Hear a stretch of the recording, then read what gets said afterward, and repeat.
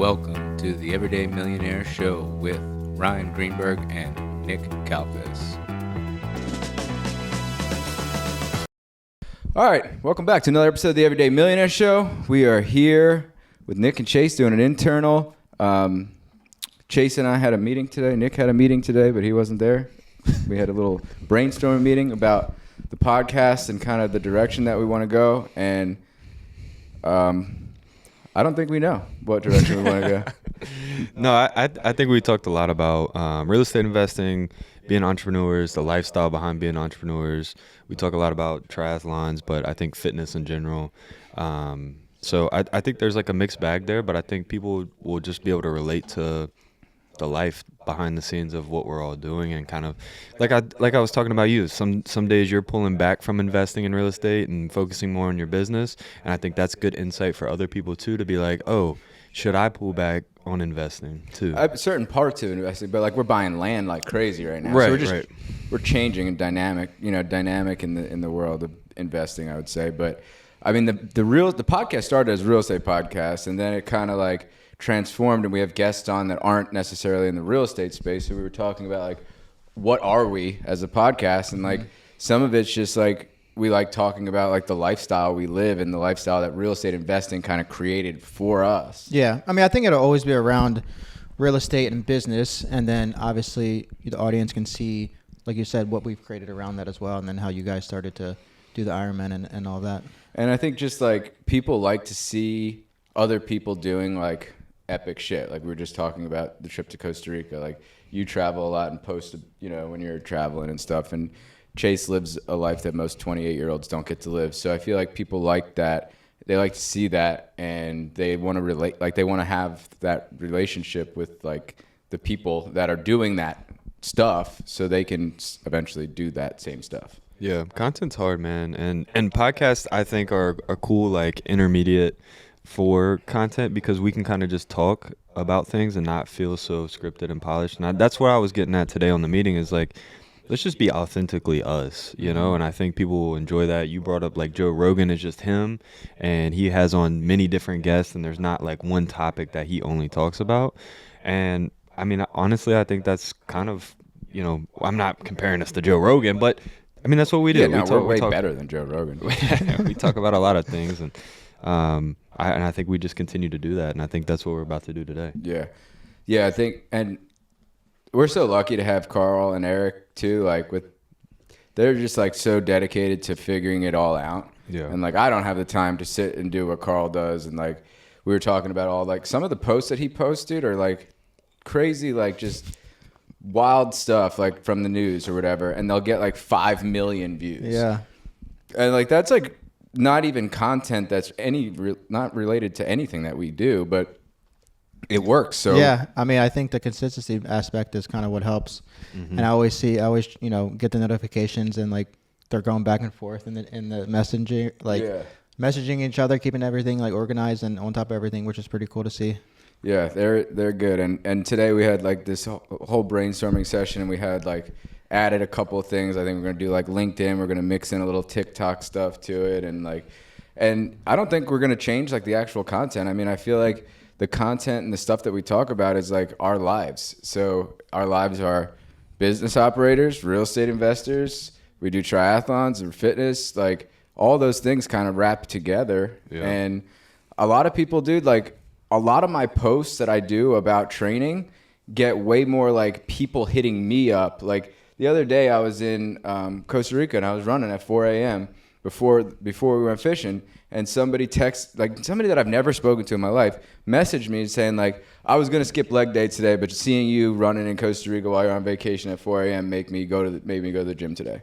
Yeah. I'm like, sick. That's cool. I just had a positive impact on somebody's life by just posting, I'm in Costa Rica, it's 4 a.m. and I'm running 4 miles. Yeah, I mean, sometimes that's all it takes is for somebody else to like see some sort of motivation and get them to do whatever it is they're doing, whether it's starting a business, buying real estate, working out. It's all helpful. Yeah, speaking of motivation, Nick, when are you going to sign up for a triathlon? You guys tell me the next 2026 needs to be the year. You guys tell me the next one. Eagleman. That's perfect. That's a 70.3? Yeah. Yes. Okay. Perfect. So you guys said a triathlon. You didn't say like half an Ironman. Like that's a little bit. It is more a than- triathlon. Well, I understand. When's that too, Rock but- Hall, Ryan? Yeah. Rock Hall it's either it's on my brother's one. I can't do it, so that's how I know it's on my brother's bachelor party in April or it's Okay. his birthday. So- as a wedding in May. I know I can do it. The only thing that I haven't done is the swimming part. Mm-hmm. I mean, you do So- live on the water. Yeah, it's been It's cold. a perfect. And this year, opportunity. the water's been frozen for, 3 weeks straight. I mean, I could have seen how long I can hold my breath from one side of the water, frozen lake, all the way to the other side. That wouldn't help you in this sport. yeah. Let's not do that. But you do live in the perfect place to practice open water swimming. Yeah. So And it's starting to get warm. I mean, next week it's going to hit 70, which is it's gonna be over. good to 70. see. Yeah. Yeah, I don't know if I'll do another triathlon at the end of the year after June. I think I'm gonna do a High Rocks, probably like Chicago. Ryan's rolling his eyes, but I think it'll be fun. It'll be. What is the High Rocks We could again? do a Is High that Rocks tomorrow. You don't even have to train for that. It's an hour and 20 minutes. Not competitively. You know what I mean? Like Is that I like want to compete. weightlifting and like different Yeah, obstacles? It's like running and throwing a ball around and rolling Pushing around. sleds. It's like different. It's kind of like a CrossFit mixed with running. It's for I'm not gonna say that. Yeah, but why? you don't like that kind of stuff, or is it just the? He thinks he's too good for it. No, it's not that. I don't want to say what I was going to say, but I'm going to say this. I'm going to say that I feel like High Rocks is something that is for people that want to get off the couch and train for something, but not train too hard. And there's going to be like your killers and your competitors that like, go out there and win. And then there's like most of the other people that are just straight off the couch that just wanted to do something. And it's like an hour and a half max or whatever of time that you're going to need to do that. And I just feel like if I'm not going to win that kind of thing, which we won't, then I'm not going to go. So why do the triathlon? Because they're actually really fucking hard. But you're not But, winning I mean, them. the half's not that hard. It's hard enough. Yeah. But I just feel like pushing a sled around and running a couple kilometers and throwing a ball up and down. for So an hour. my pull to it is that I can do it with my wife Mhm. and we can like be on the team together. And so now I can go and do that one with her and we can kind of Sure. compete. And I would do one. I'm not saying I wouldn't do one. I guess like the idea is like you're just not going to do a triathlon because you have to train for a High Rocks. Like that's a silly thing to say. Oh, is that what you're And saying? like Is the that point that you're at now, like you don't need to even train for a High Rocks. You can just go do it. Yeah, maybe. Wait, is that the I don't know. reason I why you think didn't my want to do another one at the end of the year? Not necessarily. I mean, we're doing 2 back to back. I don't really feel like I need another. It's not back to back, but they're months apart. We're going to Puerto Rico next week. That's next week. The other one's in June. It's March to June. It's multiple months. Okay. All right, so if I go there, I don't have a nice bike. So like, what am I gonna do I got a about bike that? for you. Is it like A nice bike. it'll keep up with? Oh, you I got a guys? nice bike. I've done multiple half Ironmans on it. But did your newer bike outperform your old bike? Of course, but I don't think you would be at the point where you would see much of a difference. Okay. Like- but could you go like? Is it faster or is it kind of like just better? The bike that I performance? have, it's my old Trek Amanda. Like it's a good bike. It's a good bike, yeah. It's a $4,000 bike. Like it's a good bike. Mm-hmm. It has everything that you would need to do a 70.3, and it would be better than probably 50 to 70% of the bikes that are going to be at that thing. Okay. Like the bikes that Chase and I have, it's like, I hate to say it like this, but it's like a 1% bike. Like only probably maybe 5% of the people actually have like what we have Mm-hmm. because they're just so fucking expensive. It's insane. But like most people are doing it. Like we've seen people on like really shitty old bikes doing these races, and they're just I mean, I've had people pass me on shitty bikes. Yeah. That are just been training for years and years and years. yeah. So, So it is a little bit on the bike, but like I feel like the difference when you're talking about like a couple of watts and then the position that you're in, it's so minute for somebody that's not like super dialed in that you're not going to really see that much of a difference. the reason, Nick, I bought my bike was because bought mine. I was doing 112 miles and I wanted to be comfortable, and my bike that I currently owned was giving me knee problems, anything over 50, 60 miles. So I knew going into the full Ironman that it was going to be awful. And so I was like, I'm willing to spend that money on that, and it's going to, help me in the half Ironmans as well with speed. Okay. So- Yeah. So can I still sign up? Yeah, Yeah, absolutely. 100%. You can Really? sign up. Yeah. Yeah. What if I drown in the Dude, water? we have and I have an extra tri-suit for you with our logo on it. So I have I think I have two. Well, we definitely have Chauncey and Jim, who's my future brother-in-law. They're both first timers doing Eagle Man. James is a first timer doing Eagle Man. Yep. So we got a bunch of people first timers, and it's the perfect race for a first timer because it's an easy swim, it's a flat bike, and a flat run. So it's like you get a really easy course. It's hometown. You could take your boat there, dude. Literally, I take the boat. Oh, okay. This I is take the one. the boat. I thought this was the Puerto Rico one. No. The one in Cambridge in June. I take the That's boat June, and I okay. stay I on thought the you were talking boat. about the one next week. I'm talking about that one. Oh no, you can't come next week. Okay. Wouldn't want to do that. Don't Too do that. soon, or It's too soon, and it's an ocean swim. Like you don't. I'm want gonna to drown out there for sure. Yeah, Yeah. I wouldn't do that. You need to train. You need to actually train. Okay. I mean, it's What like, is it now? March, April, May, June. 3 months. You got plenty of time for the June one, and it's local. You can literally take. Well, I can take the boat there. Yeah. Yeah, I think that. I mean, that would be a great first race. But you better do it now, and there's not a lot of places to stay. Oh, book the hotel. Yeah. Yeah. Okay. Send me the information. Yeah. And, We'll get the you date after and this. time We'll get you and I hooked need up. to All right, you guys heard it here. definitely need the bike. You guys better check back in June to see how I'm doing. Make sure I'm not in the hospital or dead somewhere. I got They won't you. let you drown. There's tons of boats out there. Yeah. You'll get rescued, but it'll be humiliating. Yeah. For you. I don't So- care. I'll laugh at it. I laughed at it. No, we'll get you dialed in, dude. We'll get you dialed in. All right, so he said it live on the podcast. He's gonna sign up. We're gonna send him a link. That's it. Nick's Done locked deal. in. Nick's Eagle locked Man, in. baby. Yeah. So that Do you guys like to stay together? on Or the is it- full we On the did, full we But not did. on but the the half. halves we I don't. said, fuck each other. We're just going. The halves are like, I mean, we're competitive. We Yeah, try to- we're a little competitive. But like that's what's good about it too. It's like you're competing with your friends, but you're also competing with yourself. So like Just no wanna matter be better what, at than the end you of the last race, like we're all hugging and having a great time. But Kissing. like kissing, a little bit of kissing, mainly on the neck or the cheek. But no, like it is a truly like self-competitive sport. Like you're competing with yourself. Like me, I'm not going into Eagle Man competing with Chase. I'm competing with my time from last year. Like I want to beat my time from last year, and when I beat Chase, that's just going to be fun too. See, I knew it was coming. I knew that part. It's never a race that he doesn't want to compete. Nah, So, I like, but- but it's a competition. It is a competition, and, Yeah. and we're in different age groups. We don't even really compete as far as age groups go. So I'm in a different age group this year than I was last year, which is even a harder age group. So We're getting old as fuck. we're old as fuck now, but it is one of those things where like for a half, 6 hours or 5, that Eagle Man will be like 5 hours and 20 minutes. It's hopefully 5 hours and 19 minutes or less for me. That I can do by myself, but like the full being by yourself for 13 hours is like, that sucks. And I was very happy to have Chase, Ben, Matt with me on that run because I got into some dark places mentally. Yeah, for sure. And if I didn't have you guys with me, I would have been, Yeah. I would have probably not, I don't know if I would have quit, but I would have walked, I would have stopped, and I would have like bitched. Yeah. I would have cried probably a little bit maybe. I don't know. My coach being there helped too. She had like some little treats for us like on the course, and It's today, as far as physically goes, that's still the number one hardest thing I've ever done in my life. yeah. The full one. Yeah. Yeah.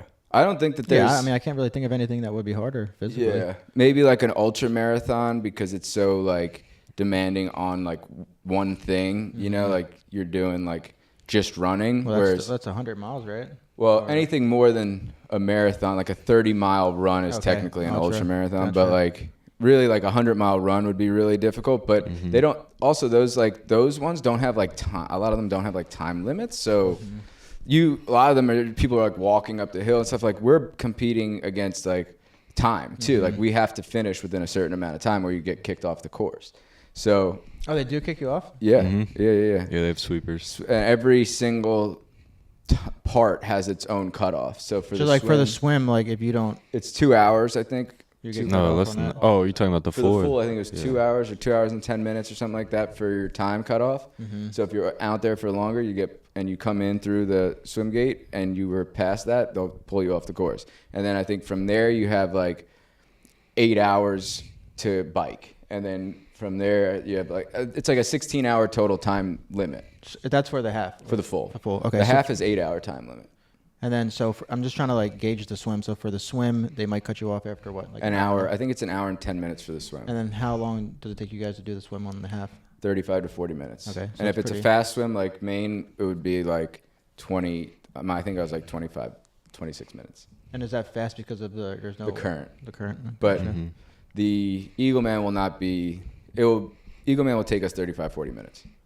That's like because you're going two ways with the current. One way will be faster, the other way will be slower. Gotcha. I'd love to do Chattanooga again. Yeah, but not have the swim canceled. Yeah, actually swim because it's downriver too. And the bike course is so fast. It's fun. The bike course is fun. Yeah, I would do that race again. I was just disappointed that we went all the way down there and didn't get to swim. Yeah, that did suck. But Puerto Rico's... They did everything else. They did the run. The bike and the run, yeah.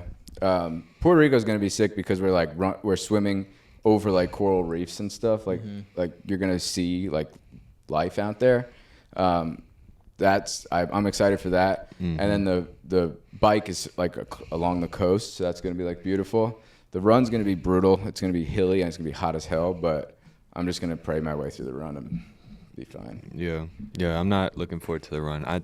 I'm dialed on the swim. I think we swam a lot. Yeah. The bike I think is manageable because of the hills, but the run is definitely going to be hard for me because of the heat, and I just haven't been running enough. Yeah. To be honest. So let's bounce over to real estate investing now that we just talked about this for a while. This is a crazy thing that's happening right now in Anne Arundel County, and luckily it didn't affect us at all. And Nick, I'm bringing this up because I know you probably didn't hear about it, but so we're developing a bunch of lots in Anne Arundel County, and Anne Arundel County just came out with this like Code Orange thing where basically a pretty good chunk of northern Anne Arundel County, they're shutting down all new utility sewer permits. So anybody that owns land that's trying to build for the next 5 years cannot put a utility tap in. Why is that? Because on the Baltimore side, there's like a overflow. So they're basically saying that anybody that's trying to build, now that I'm thinking about this, I had a client call me to build them a house in Glen Burnie, and I'm wondering if it's in that zone. But they're saying for 5 years, nobody's gonna get utilities. So for us, like Chase and I have, no, I'm sorry. Chase's lot that I have with him is not in that zone, but I have a lot with Brett that's in that zone, and luckily the permits are approved. And then Joe, Tyler, and I have a lot that's in that zone that permits are approved. But if not, we would have paid $100,000 for both of them, and we wouldn't be able to build for 5 years. That's We'd crazy. just be stuck with. So what you're saying is that there's a section that you can't do that right now because there's too much waste going somewhere, Yeah. and it'll just overflow the waste area. Yeah, like the public like sewer line. Damn. And they have to like disperse it in some way. So they have it's an infrastructure problem. So that's even crazier because there's obviously not enough housing, and then that's kind of limit the ability to build housing in a certain area. So then it's like two different things that are like. Yeah. And it's all right around BWI, which is like a very popular area too. Like it's very densely populated. So it's going to affect a lot of builders and a lot of people that bought lots that were trying to build. And like, just imagine being like a big builder and you just bought a lot, like a Ryan Homes or something. Like, luckily those people can probably afford it. But like, if you thought you were just going to build 50 houses on a track lot or something, like, you know, like the people that are developing up by you, luckily your house isn't in that area. But like, I guess they could technically keep building the houses and just add the sewer tap at the end, right? You just build it all in, pipe it all in, and then add it at the end. Yeah, but like having that many houses sit vacant for that long. Yeah, sure. Yeah. No, I agree. Yeah. But like, it's probably going to take you 2 to 3 years to build 50 houses anyways. Yeah, but like the thing is if there's no end in sight, like because they said it could be 5 years. More Like, going in the hole. like they said they were going to build the Key Bridge in this many years. I haven't even started on that shit, you know? Like, Yeah, true. So I don't know. I would be very weary if I was a builder to go start building houses not knowing if my future people that live there could take a dump. Yeah. That's not and I don't actually know this, but we can look it up. But like, I don't know if they'll let you continue with the building permit if you don't have your utility permits passed, because everything has to be done like sequentially, right? So like, I don't really know how that works. Yeah, and squatters don't discriminate. They'll take it without utilities, with utilities. They don't Yeah, that's true. We haven't had a big issue with squatters recently. Have you had a bunch of scars? Knock on some wood. Yeah, no, right. Have I lately? No. I feel like it's calmed down. Well, so I'll tell you guys this. I have a listing, and it's a property you used to manage up in over near Canton, Patterson Park, but off a little north, what is that, northwest, I guess. And here's the sequence of what's happened at this house. Ready? So right before we listed it, house got broken into. They got it for all its copper. So like $30K worth of copper or some shit. He filed an insurance claim, got all that fixed, still had to come out of pocket a little bit of money for the rest of the repairs. Got it on the market, had showings going. This is right after the snow had all sat on the roof, and it was like 6 inches of snow. And then we had that one, I think it was like Wednesday or Thursday, where it got to like 70 degrees, heated up, melted all that snow, roof started leaking. Boom, now we have a puddle of water in the roof. Roofers couldn't get out there to fix it because there's still snow up there. So then we had to wait a couple days. We ended up getting it fixed, whatever. Then I had a showing, was it 2 days ago or yesterday? The agent texted me a picture. AC unit's gone. What neighborhood? You said by Patterson Park, obviously north. Yeah, somewhere. we'll talk off. Okay. Off. Yeah, I mean, what I try to do to prevent some of that stuff, and it's not always 100% preventable, is it was probably a townhouse, right? Mm-hmm. I put a 6-foot privacy fence. That's like one of the first things we do. Mm-hmm. Obviously, the last thing we do is install the AC unit, especially if it's in the winter. We don't need it. Until then, we still have the furnace running inside with the coil on top. He had a cage on it too. Oh, cage too. They'll rip it right out. I've seen them get creative. They work around the cage. If it's a cage that goes around like this and this, they can steal everything out of it that they need, that internal component, and the cage is still there. Yeah. Yeah, this cage was untouched. Yeah. Yep. It's crazy. And that's, until you see it, you really don't understand. Even if people think, oh, I got a cage on it, it's fine. I'll put a cage and I'll put a 6-foot privacy fence with the lock on it. It doesn't prevent it like 100%, but it kind of does deter them. They can't immediately see in their view of what's back in that backyard. The fence is a good idea, yeah. Yeah, that's what I always do. I mean, you have to do it. Once you go through this so many times, it's like you don't want that happening. Yeah, so now I think Ryan's team is handling sending somebody out there, meeting the insurance people. I won't go to this house because the first time I went there, and it's not in a terrible block. You just got mugged. But yeah, but the street that it's on is a one-way street, and it's just like kind of tucked back a little bit, so it's just like there's a lot of foot traffic right there. And when I parked there and went to go check the lockbox, dude, there's like 3 guys standing on the corner with ski masks, and I like walked down the street to my car because they were all like looking in my Tesla, and I was like, oh my god, I'm about to get my car broken into. But you carry though, right? Yeah. I was, but like, The last thing we want to do is actually shoot Yeah. somebody. I carry a gun too, but I don't want to shoot. Yeah, there's anybody. 3 of them, one of me, I mean, right? You're gonna want to if they come after you. Yeah, but like, still not good odds if they all 3 have guns. You know what I mean? So. Yeah, I mean, but it's not good odds if you don't have one and they all 3 have one. True. So, nonetheless, carry when you're in the city, but Legally only. yes, legally. I was walking Care back to about my your car. life. Legally, whatever. This is not advice for anybody listening. Yeah, It's no. not legal advice. But then that happened, and I was just like, all right, I'm not going back there. So I refused to go to Dude, it's that. tough. So it was actually Shannon Smith's listing. I had a listing that was, it faced this way in the street, and hers, it was next to an alley, and her listing was a couple houses in on the next street. And I was like, viewing my listing, making sure everything was good. It just got staged, and I look out the window. I'm like, shit, the AC is missing, and that was the house that I'm referring to, where they worked around the cage. And I messaged her. I was like, hey, you're not gonna like this. Somebody stole the AC unit at your listing here. I'm like, I would recommend that the owner put a 6-foot privacy fence. That's what we always do, just to prevent stuff like that. Also, don't put the AC back until it's ready to be sold. Yeah, I think they sold twice from that property. I'm like, damn, that probably hurts for that. So, that seller. and that's what we were talking about with the seller. The seller was like, hey, I'm talking to Ryan's guys at PE, and they're gonna come put the AC. And I was like, whoa, like, don't put the AC unit back. File the claim, file the police report, do your thing, and then get the money from the insurance, and then we'll just credit the buyer for the AC unit. And he was like, well, won't that look bad and deter, potential buyers? And I was like, look, it could, but when they come and ask me, what's going on with the AC unit, I'll say, hey, look, we're in a spot back here tucked away. We got hit with scalpers who are just trying to, come through and get whatever they can. Once somebody's lived there, we're not going to have any issues. We had a tenant there for 3 years, never had any issues. So I think that'll calm down like a buyer. But I mean, what are y'all's opinions on that? I mean, I don't think any buyer in that area is a homeowner, like a live-in buyer. So they're going to understand that. Yeah. Like, I think it's going to be at that particular property, it's going to be an investor that buys it. So if they don't understand that, then I don't know, probably not the right buyer. But I mean, I think it could go. I mean, you know, low income may come in there and somebody with low income may come and buy as the primary.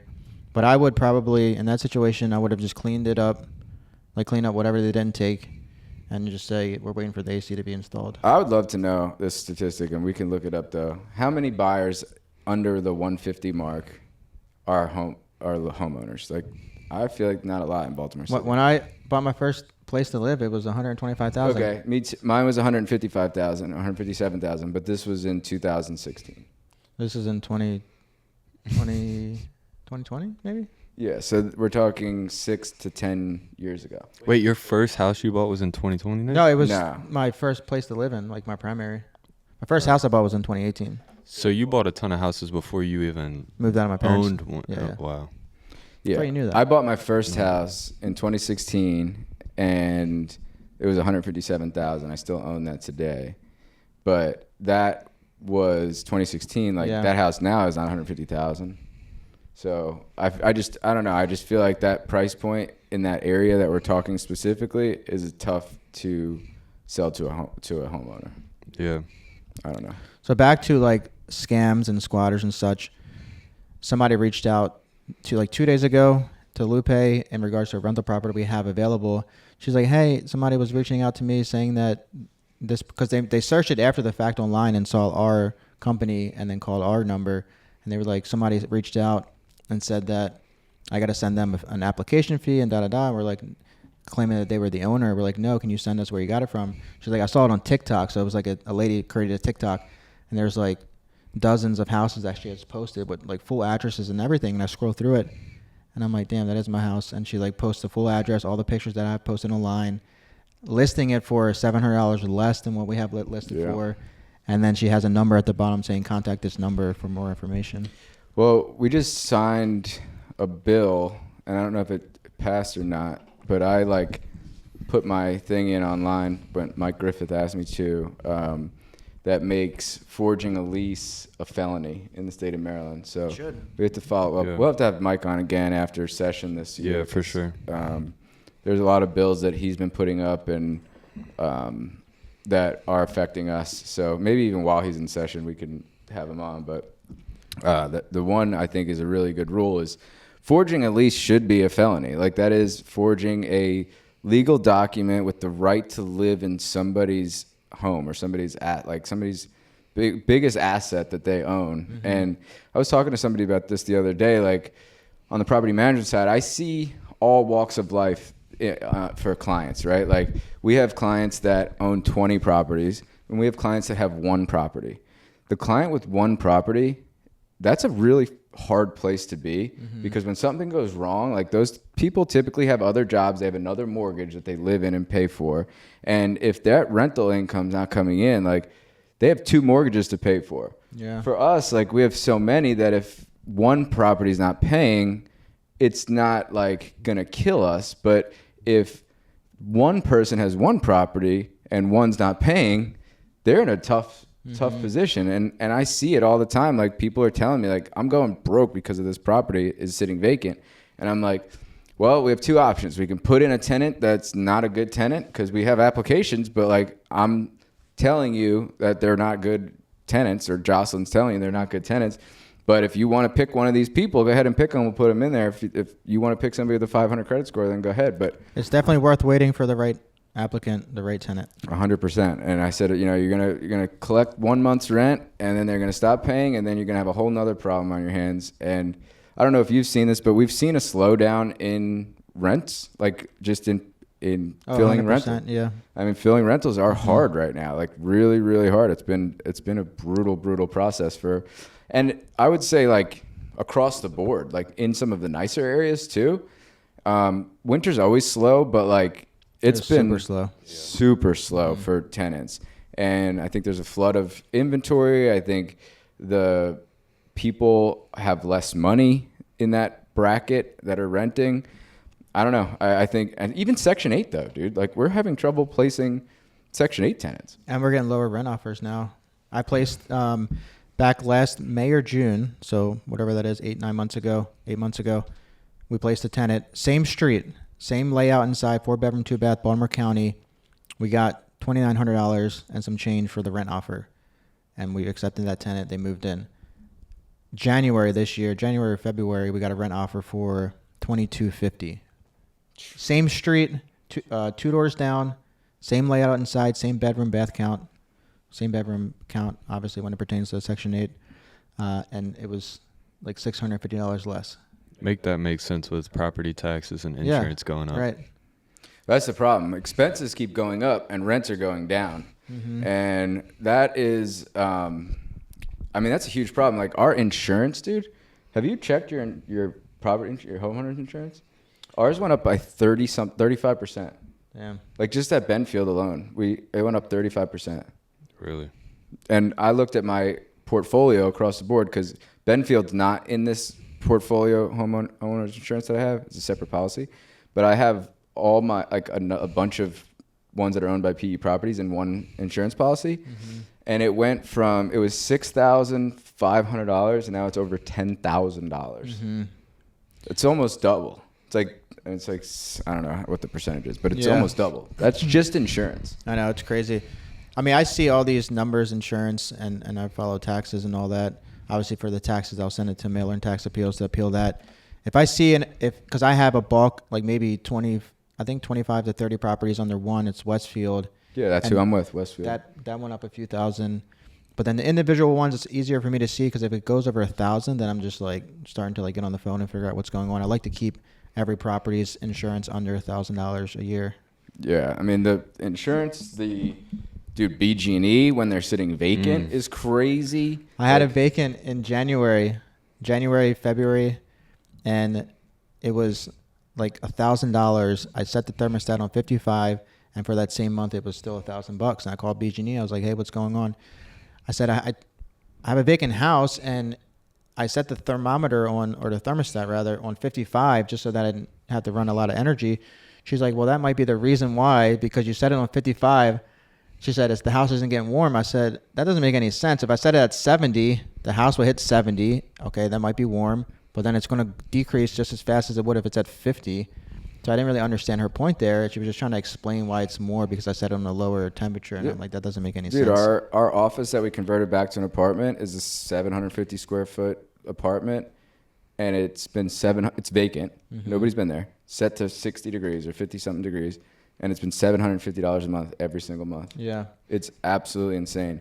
And I'm like, even my future tenant, like, how is my future tenant going to afford to pay this? Especially when they're running it and, right. They're going to be paying an extra $1,000. Nothing's being ran. An extra $1,000 a month in just utility? BG&E tried to tell me, because this happened on my flip, that Olin that you had listed, and they tried to tell me that it was because there's no humans inside, there was no body heat, there's nobody warming it up. I'm just like, brother, what are we talking? You're an energy company talking about body heat right now? Body heat. You would need like 100 people in the house to probably even make a difference. You would need 100 people on spin bikes. Like every day. Like, what are you talking about? Yeah, that's a wild claim. When I hear something from them, I'm like, are you serious? And then I try to compare it to, like, I'll pull up other bills of similar properties that are also sitting vacant. And I'm like, this bill, okay, I know it was cold. This bill's $300 or $400, but why is this same property type, same vacancy, whatever, thermostat set the same? Why is it $1,000? That's like a big increase from $300 to $400.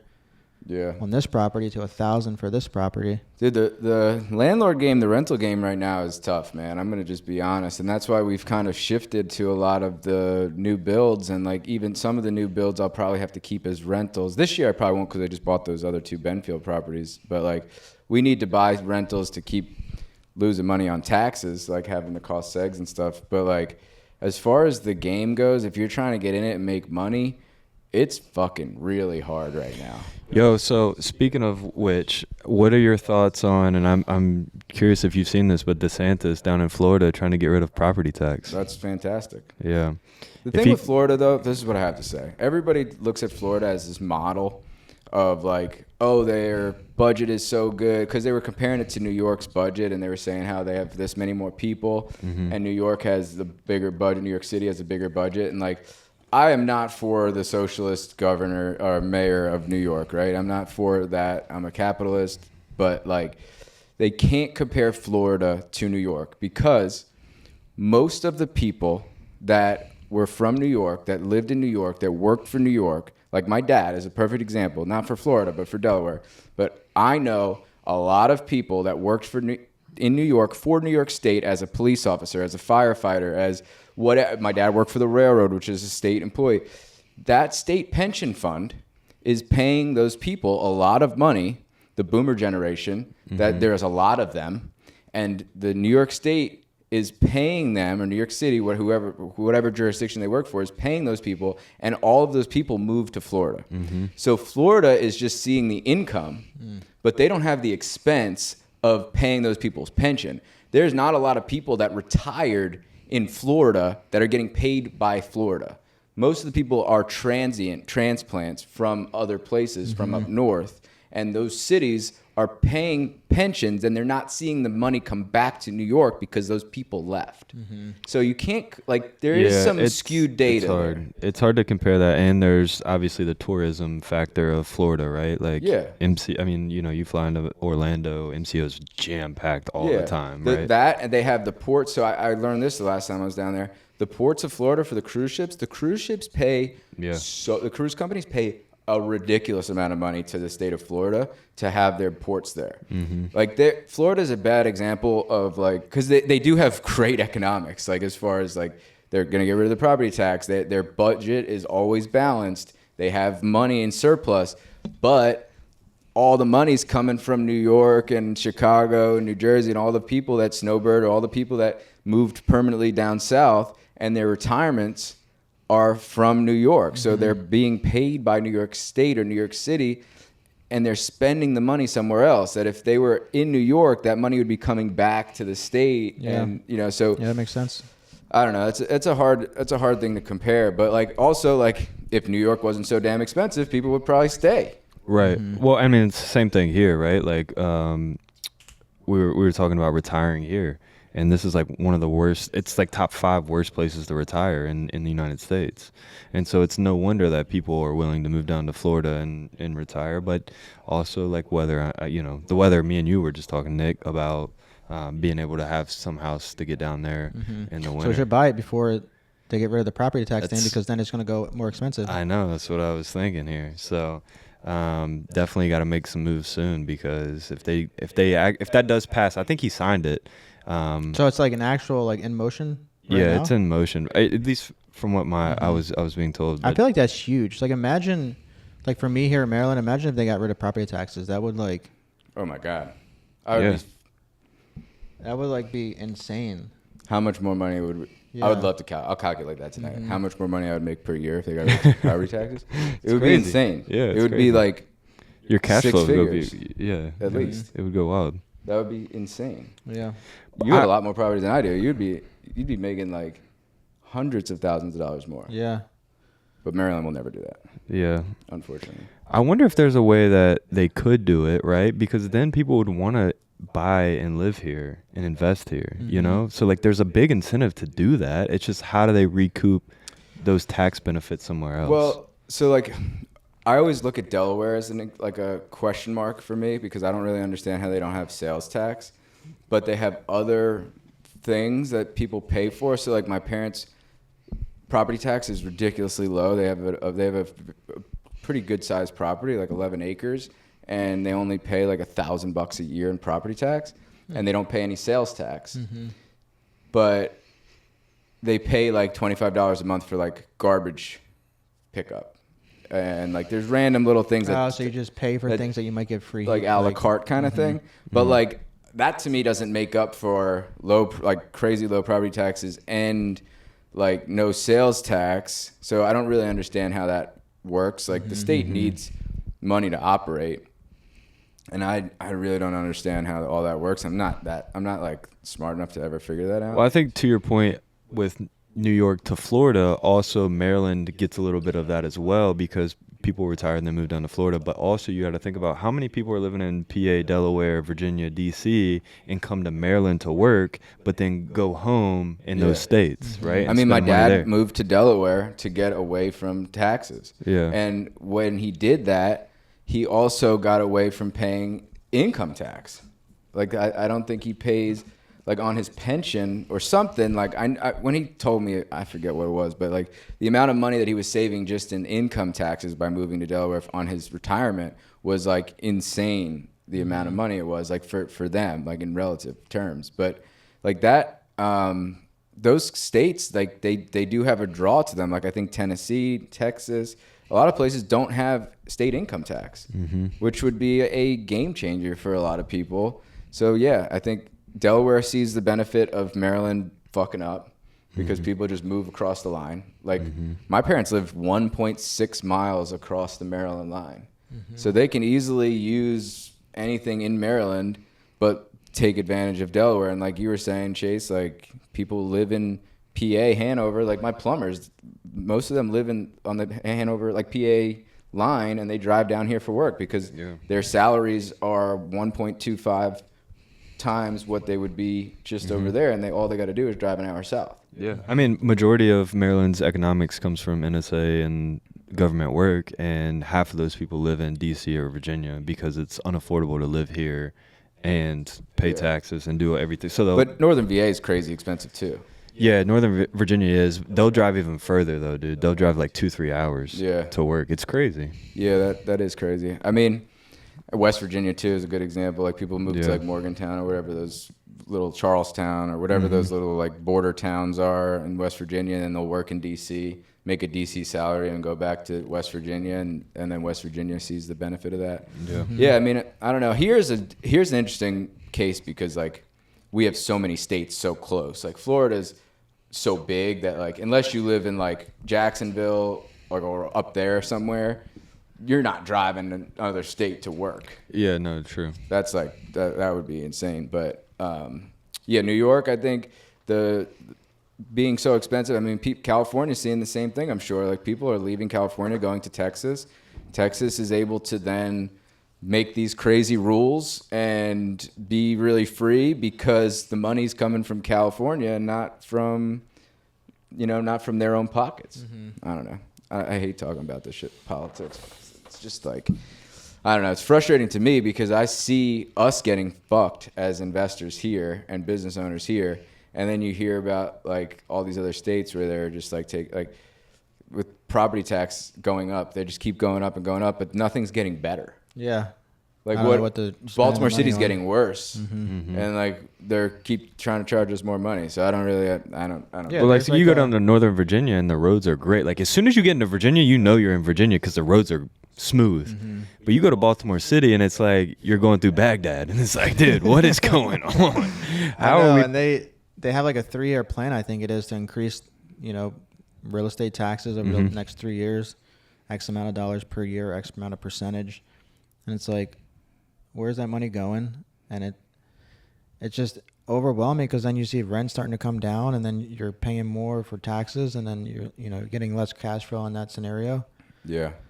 Okay, so for people trying to get into rentals now, what's your suggestion, Nick?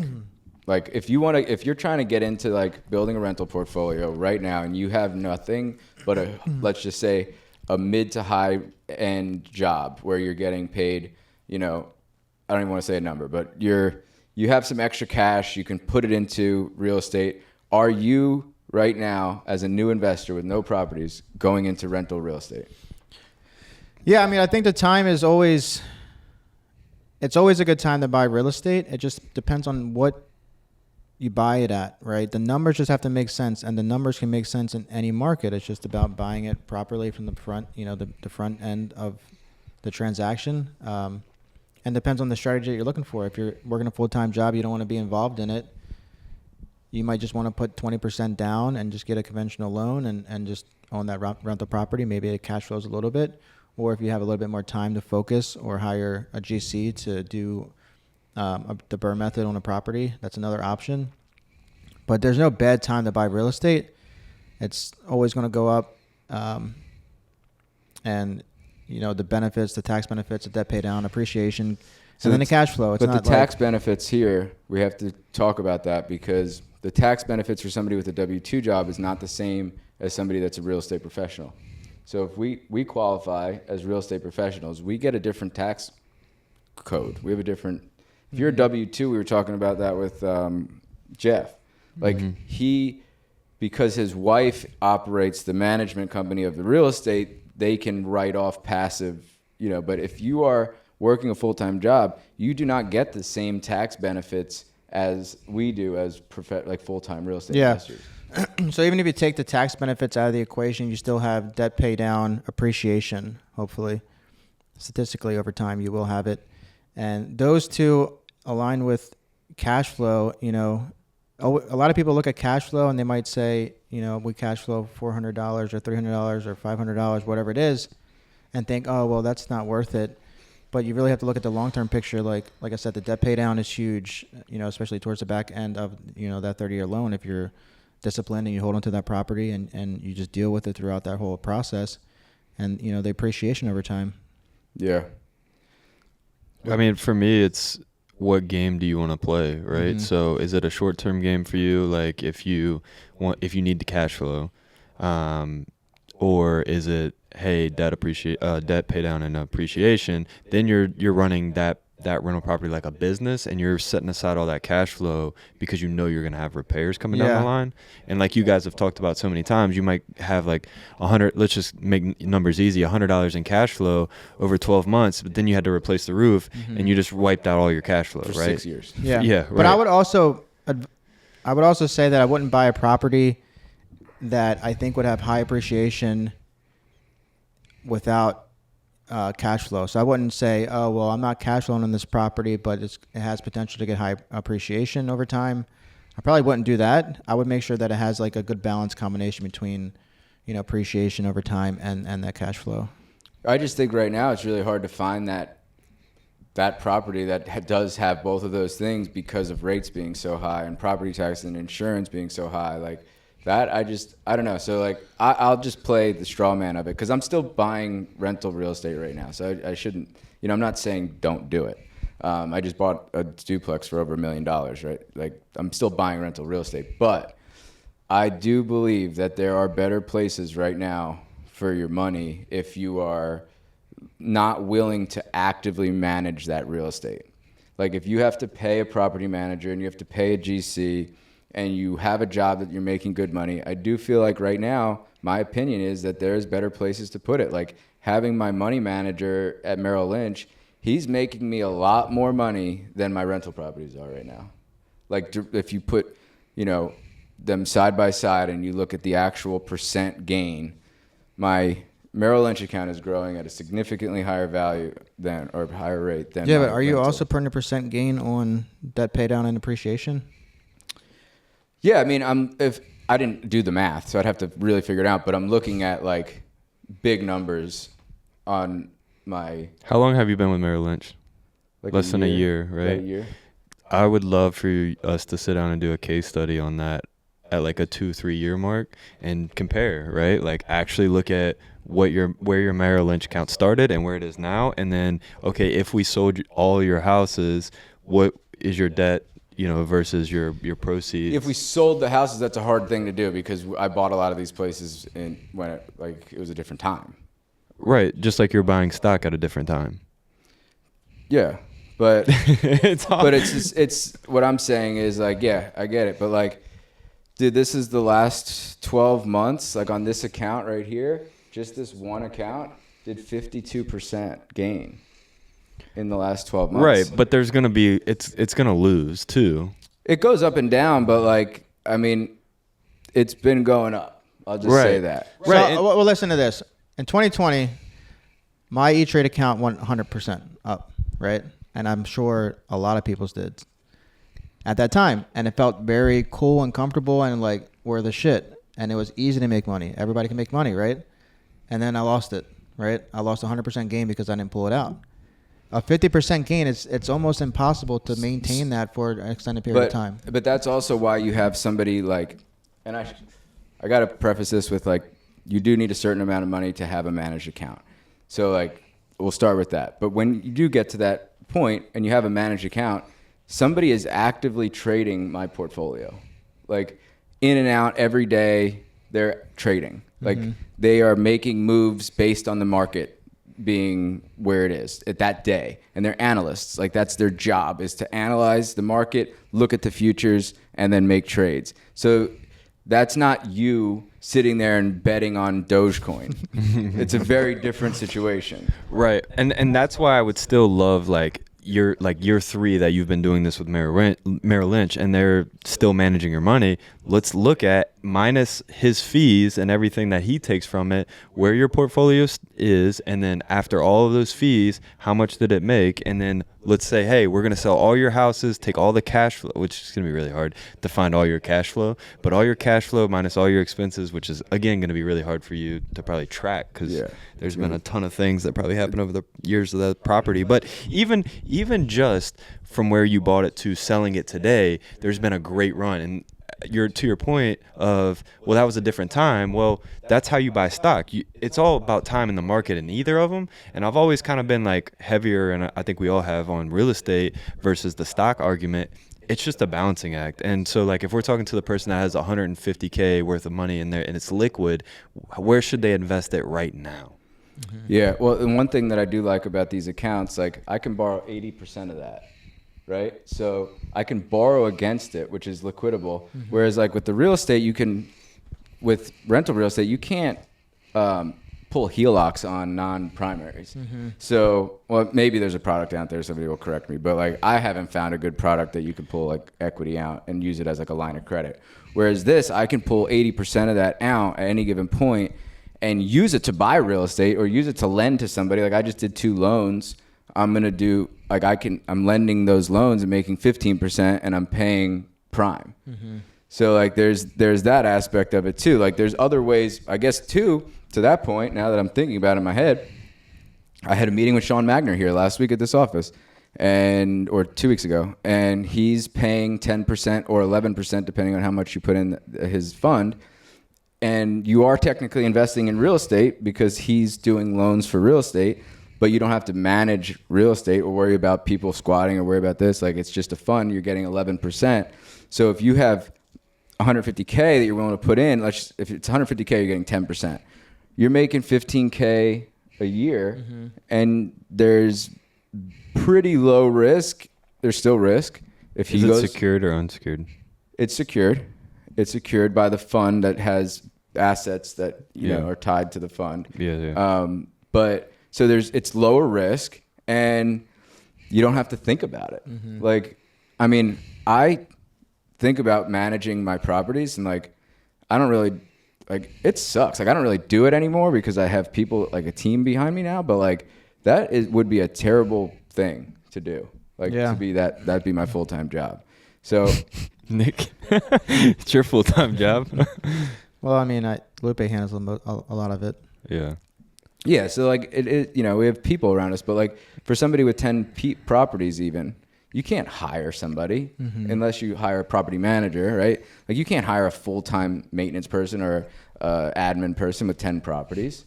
There's just no way. That doesn't support that. So let's pull back real quick on the Merrill Lynch thing, because I think this is super interesting that not a lot of people know about. But like and for the people that don't, when you say borrow against it, is your money still invested in those stocks?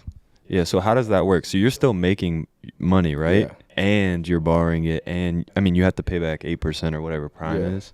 So you're making money actively, probably at 12, 15%, maybe even more. Maybe even more, yeah. And so it's kind of like an arbitrage in that. Yeah, there's scenario. still arbitrage, right? Yeah. My goal is to be able to borrow against it, and it's at an 8%. Let's just call it an 8% annualized interest rate, right? Let's say you're making 16%. And let's just say I'm making 16%. I'm making an 8% on money that's sitting in the markets, and maybe that stock goes up to whatever. Maybe it makes 25%. Maybe it makes whatever. But like that 8% that I'm paying just comes off the top of whatever I'm making. So like, and it's 8% for the whole year, right? If I only need to borrow that money against it for, let's just say a flip, right? 3 to 6 months. I'm really only paying 4% total. And that stock could have went up 10, 20%. It could have went down to zero too. Obviously, that's the risk, obviously, in doing this. And then you get margin called, and then they'll have to, so that's the bad part about it. If all the stocks drop down to a lower point than what they value it at, like what your loan is, that's why I don't really borrow that much of it. I would never borrow the 80% that I'm allowed to, just knowing that if the stocks drop by 30%, they're going to be the bank's going to be coming for me for a 10% margin call. They're going to say, you owe us now. You have to put into this account cash 10% of that. If I'm borrowing 80%, there's a 20% equity there, then they're going to say, give me money. Yeah. So there is that risk, but like right now the markets are very strong, and I like the fact that like I texted you the thing that George texted me the other day. Like I just like, he like makes plays for me, and he calls me, we talk on like maybe a weekly basis, and he's like, hey, just want you to know, like these are the plays that we're making right now. We're looking at futures in this, we're looking at making option calls for this, like what kind of exposure are you looking for? Like I'm always like, we are aggressive as fuck. Like we're going aggressive. We have time on our side. Even if the market dips, we're gonna buy more. Like we have the risk tolerance. Like we're gonna go heavy. Then there's other people that want to go like soft. Like they want to do treasury bonds and make 3-4% guaranteed without any risk.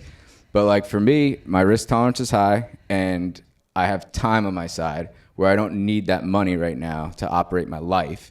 So I'm just like, fuck it, go all in. And you saw it. I showed it to you. I'm making 50% in the last year on that one account. So across all the accounts, we can do a case study, and I'll pull some like statements. I don't want to say numbers, but like I'll say percentages. And I think that right now the markets are strong. Maybe if they crash, I would say something different. But honestly, I think if they crash, I would just be taking more advantage of buying more stocks. Mm-hmm.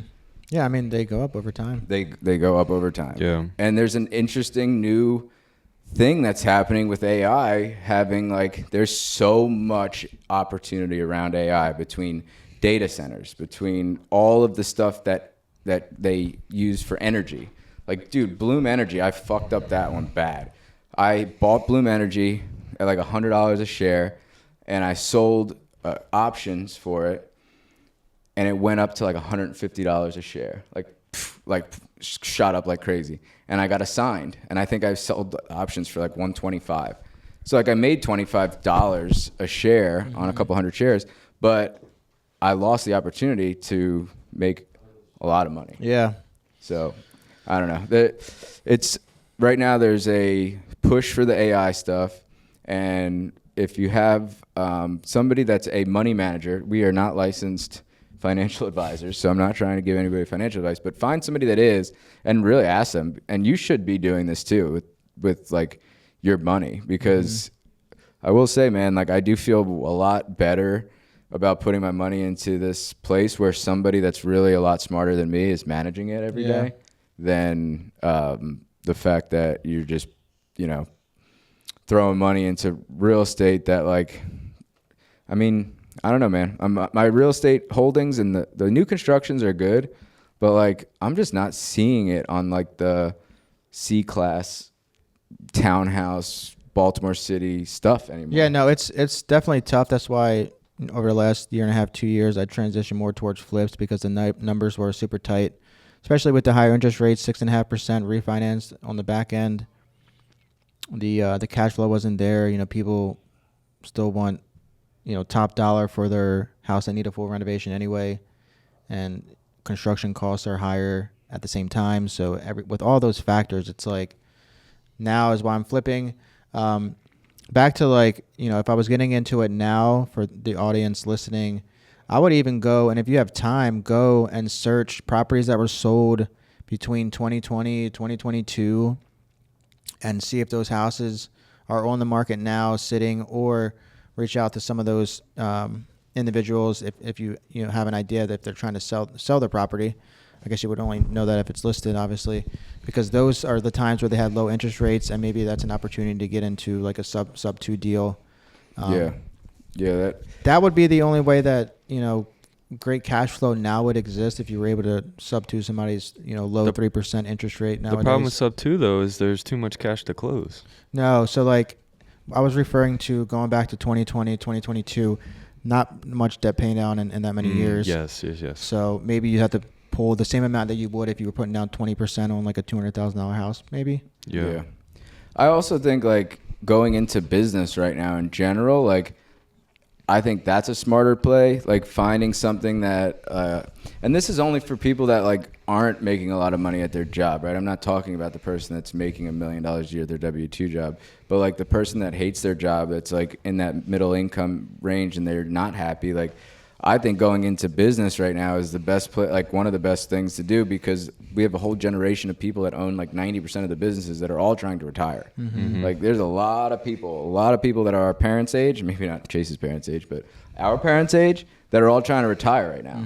And they are business owners and they can't retire, or they are retiring and just giving up on their business, or they're selling their business. And there's a lot of opportunity, I think, and we've talked about this before, and like the home services space, the contracting space, like all those businesses, man, like HVAC companies are selling for crazy multiples right now. Like that stuff, I think, again, I'm only talking to those people that like are at a job that they don't like, that they want to move and do something different. But I will say, I think active business and like starting something of your own right now, it's hard to do real estate like Bigger Pockets was talking about 10 years ago. It's really, really hard to say, I'm going to buy 5-10 properties and be financially free, and that those 10 properties are making me $5,000, $6,000, $8,000 a month in cash flow, and I can live off that. Yeah. Like that is not realistic right now. And I don't even think that was even the case even when interest rates were low. You know what I mean? I mean, it kind of was. Yeah, I mean, you get good cash flow, but can you really live off of good cash flow on 10 doors comfortably? Maybe. Well, I think I hate to sound like such a like. Some people do live off of $6,000 a month, Nick. Yeah, but I think yes, they do. But I think if they see that, maybe a lifestyle increase may occur, and they might spend more. You have to be really disciplined to like make a different form of income or make more income, and then not spend more. Yeah, I don't have that. I have a disease. I was telling Chase that he almost killed himself on the bench press. I was like, Chase, I think I have a sickness. I was bidding on watches last night online. I just started busting out laughing. I was lifting. He's telling me this. I thought he was going to tell me he was sick. I did say I was sick. Yeah. I thought you were going to tell me like you're actually sick, but you're mentally sick. That's mentally ill. But no, lifestyle creep is virtually, for me, impossible to get away from. When you have it, you want to spend it. But like, I feel like as long as you have a certain rate of saving and investing, then you can allow that lifestyle creep to happen. As long as you have like a standard of like for me, I'm investing more than I'm spending, even on my lifestyle that I live. So like I'm living a way crazier lifestyle than I was 10 years ago, but like relatively to what I'm making, I'm still investing more now than I was 10 years ago. It's kind of like the profit first model. I'm sure you do that more of that. Yeah. You're like, I'm going to invest this amount of money, but then I'm going to play. Yeah. Too. And especially like doing, I know it's like, it's crazy to think about, but my lifestyle creep has gone way up, especially when you start hanging around people like you guys that are 6 years ahead of me, right? And so like I have to really dial back and just make sure, hey, I'm investing everything and pouring back into the business as well. But we work hard. Like we work a lot of hours. And, and people don't always see that. And it's like, sometimes you just want to enjoy life a little bit too. So. You have to. You have to. If you don't, and you're doing what we're doing and building these businesses and putting out the fires every day that we're trying to put out, like it will just burn you out to a point where, like, if I didn't get to enjoy going away on vacation all the time and buying cool shit and going race my car and all that stuff, like I wouldn't have anything to live for. Like, why would I work that hard? It just wouldn't make any sense for me. And I don't know. I just, I hate to say it now in my position to somebody else that's like in a different position, but like Chase, you're a good example. Like at 28, I was not able to do the shit that you're doing now. And you're making way more than me when I was 28. So like, and I had a bunch of properties, and I had, you know, at 28, I was doing pretty well for that. But like, relative to what you're doing now, like you're doing way better than I was at 28. So like, just imagine where you're going to be at 35. Like, like that, I feel like is inevitable. But you do have to grind. Okay, let's go around the table. I do have to leave in like 2 minutes. Okay. So quick question. How much do you think is enough money to make per month that you would feel comfortable? Oof. Like, this is how much I need to live my life and have fun, not worry about shit. What's that number? I'll say 100,000. 100,000 a month. A month? Mm-hmm. I was going to say 50,000. Oh, I guess I'm the lowest one of them all. I was going to say 20,000. 20,000. Okay. So yeah, 100,000 is a lot. I think with $50,000, you can have a nice house, you can have a couple nice cars, you can have a boat. I mean, you could do a lot of things with $50,000 a month. Like without working. Because then you would spend more, right? Like if you don't, like not working, not anything. Because if you're not working, you're spending, most likely, right? Because you're going to be doing more. I guess. I think at 50, it would be kind of close. You're saying net every month. How much do you need? Yeah. Yeah, I think. But if you're not working anymore, right? Like you don't have to work anymore. Okay, I was saying you're working. I'm in my world that I'm talking about this situation. You're working, and you're just trying to get to a point where you're not worried about money anymore. Yes. Gotcha. Okay. But you're still working. Stop dreaming, Nick. You're dreaming over there. No, You're not working I'm anymore. thinking because then like if you have this amount of money every month coming in and you have from a lot passive of time. incomes, and you have all your time, you're going to be out spending more money, doing more for activities. sure. Yeah. No, but you're working. You're working the same Yeah. lifestyle right now. Yeah. Like we're doing the same thing that we're doing right now, and I think $50,000 a month is enough to work. Like, do whatever you really want to do within reason. Mm-hmm. Like, you're not at the point where you're flying private, but like you can go away, you can enjoy yourself, you could do most things and not have to worry about it. You can go spend 10 grand on a vacation and not have to think about it. You can fly first class and not have to think about it. You go to restaurants, you're not looking at the price. Like that's what I'm saying. Yeah. I'm not saying like you're Michael Jordan and buying a $30 million yacht and an airplane. But Nick wants to be Michael Jordan. But like, even at $100,000 a month, You're not you ain't doing doing that. You're not But, flying private probably either. I mean, I just feel like most people think like, oh well, if I made $20,000 a month, I would be financially free. But like Nick said, I think at $20,000 a month, that puts you in the most vulnerable spot because you think you're going to be financially free, but your lifestyle creep gets. That's like half of my mortgage. I mean, like that's like half of my mortgage is like that much. Yeah, right. I mean, my mortgage is half of that much. Yeah. So yeah, and you have a nice house, but like every time I go to the racetrack, it's $5,000. Like probably 5,000 or maybe a little bit less. And like every time I go on vacation, $10,000. I guess it just goes to show you where we're at in life. Okay, you know, like yeah. Once you see it, there's levels to the shit. Let's be real. Like once you get to a certain bracket, you're like, oh yeah, this is it. And then you get to the next bracket, and you're like, no, I'd be really good if I was up there. And then you get to that bracket, and you're like, damn, I'd be really good if I was at 100,000. Yeah, right? So I think, and my number, I'm putting it out there in the world. Like when I'm gonna save $10 million liquid. That's my number. Where then I'm done working. That's my number, and still have my assets, my real estate. I'm not counting my equity in my real estate in this scenario. $10 million liquid. You don't have to. You could fuck off. Mm-hmm. You could put that into a fund, into whatever, and make $100,000 a month, and not have to do shit. Mm-hmm. And I think that's my number. That's where I'm. That's like what I'm like. Okay, I'm gonna be done now. Sell my business. Like that includes selling my businesses. So, and I have to split it. So we really have to make 20 million because I have to split it with Tyler. But that's where I'm like, fuck it, I'm done. What about just selling your rental properties and including all that in the 10 million? So the problem with that is then I have to pay those taxes. Yeah. Because I got to keep a tax haven somehow. Yeah. So my thought in my head, I'm like, sure, I can sell my real estate and probably have close to that now. But what am I going to do? I could sell my businesses and sell my real estate and probably have close to that now. But then I'm just out. Then I'm just paying taxes on like crazy amounts of money. The government's coming after me for 50% probably. 40% maybe. I don't know. That to me is like, I don't really understand how much I would have to pay if I sold everything, but I know I took like bonus depreciation on a lot of stuff, and like the government's coming back for that. Yeah. They want that money. Yeah. So I don't know. I listened to Ben Mala, but he was recently talking about that on his. I want to get him on the fucking podcast. I want to go down to Tampa and get him on the podcast. Ben Mala, if you listening, you're not. But if you were, we're coming for you. We're coming for you.